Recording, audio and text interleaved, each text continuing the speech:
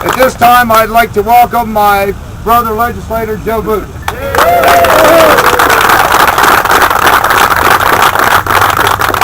Thank you. I apologize. I'm the one that said that we didn't need a microphone up here or a speaker system because I think I can be loud enough. But that's my call. And I want to first off just thank everybody for taking time out of their day to be up here on the circle. Such a beautiful day. I'm sure you had some other things that you could do with your time, but you came here to spend it with me, and I am deeply grateful and very humbled by seeing people here. I got folks here from Lewis. You can give a little yell. That I've represented for 7 years, and I certainly appreciate them making the trek over from the first town or first stage. So thank you very much. It means a lot to you. I also want to thank some mayors. There are some former mayors here, Ed Lester, Bob Ricker, current mayor Ed Landon, and then of course the Dean of Mayors, Leighton Johnson.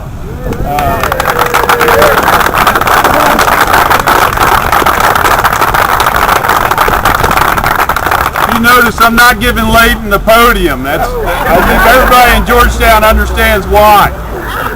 But earlier when I thanked Leighton for coming up here and told him how much it meant to me personally, Leighton told me that he's been telling everybody that he changed my diapers. Not true. Not true. But I do appreciate him coming. I think I called everybody. Did I miss anybody? Good. But I certainly appreciate them being here. Next, I'd like to welcome my family that's here, and I wish they would come up and be with me at this time.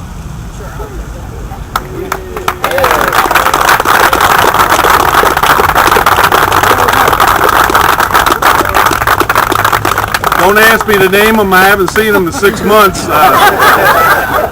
Working on the budget and legislature, but Sarah's our new addition. She just got engaged a week ago Sunday to my son Jake.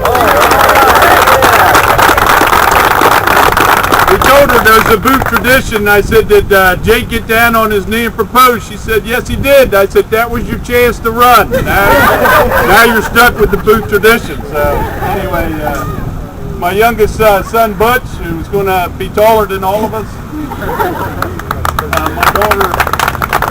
My daughter Jill. Pardon? Yeah, she was in Girl State. I walked in her on Girl State. She was standing up questioning the spending of a particular bill that they were working in Girl State.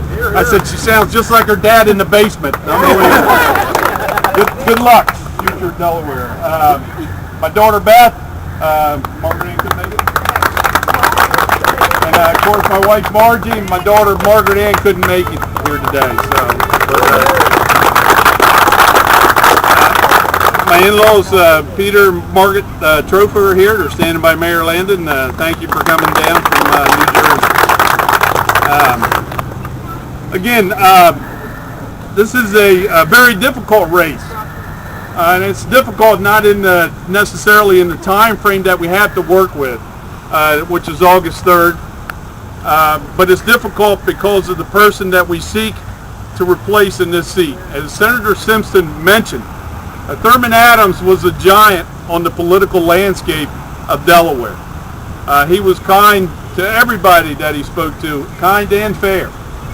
And I think whether you are a Republican or a Democrat or an independent or other party affiliation, Delaware is certainly going to miss Thurman Adams, and particularly Sussex County. He meant a lot to us down here. So I just think that it's necessary to point out that he was a great man to work with.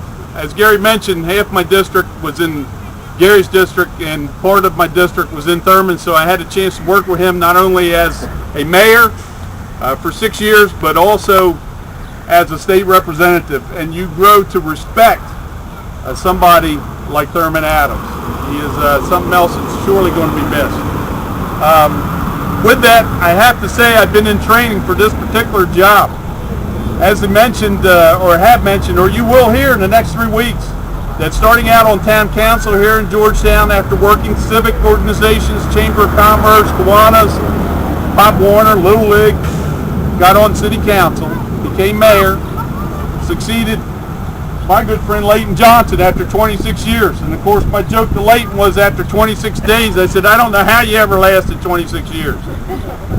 But it was a certain growth that allowed you to continue as mayor, and I think the former mayors know exactly what I'm talking about. There's a little bit of growth involved. From there, after serving 3 terms, took a reality check. Had family. I had 3 more children that came along the way of being mayor. I don't know if it comes with a job, Ed. You know, guys, don't be scared. A lawsuit. That's good. But and a growing business, so I got out for a while. You have to keep things in perspective and in order, and certainly I did that check. But I missed public service. I got on the school board. A third of our state budget is devoted towards education.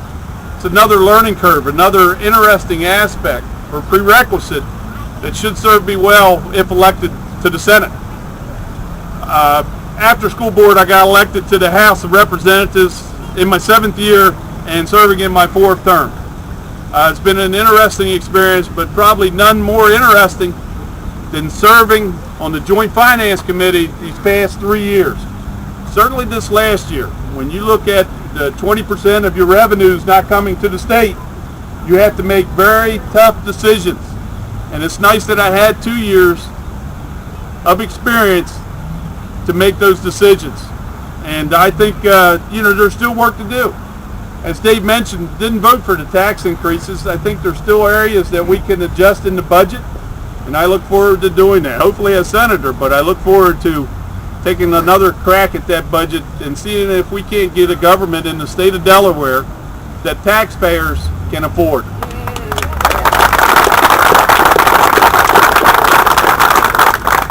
As I mentioned, not going to keep you out in the sun too long, but as I mentioned, it'll be an interesting race. I can only give you 100%. I can only tell you that we'll have a team that's been whipped and jockeyed into shape, so we will give them a very good race from our end. I can give you nothing but 100%. I just appreciate you coming out here today. Remember that experience counts when you're looking at replacing something in midstream. And with that, I want to thank everybody for coming out, and certainly appreciate it, and God bless everybody. Thank you very much.